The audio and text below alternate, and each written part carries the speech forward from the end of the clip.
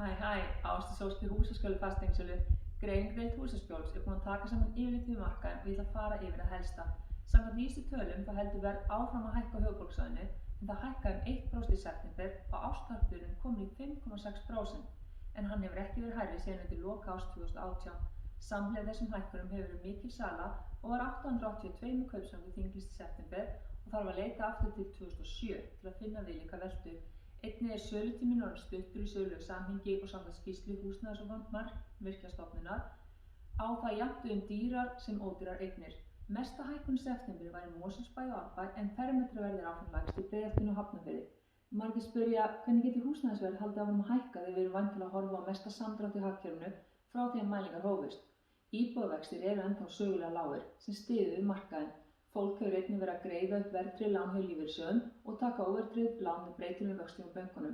Það má sjá mikla útlánaaukningu á bönkunum og í júní til september í ár lánuðu 156 milljarða sem er meira en allt árið 2019.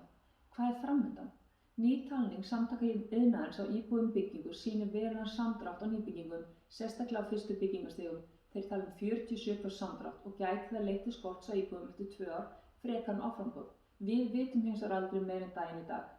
Ef þú ert að hugsa að selja og eða kaupa á næstu 12 mánuðum gæti verið skynsamlegt að nýta sér góða sölu og lága vexti þar sem við vitum aldrei hversu lengi þetta vaxtastig verður í boði.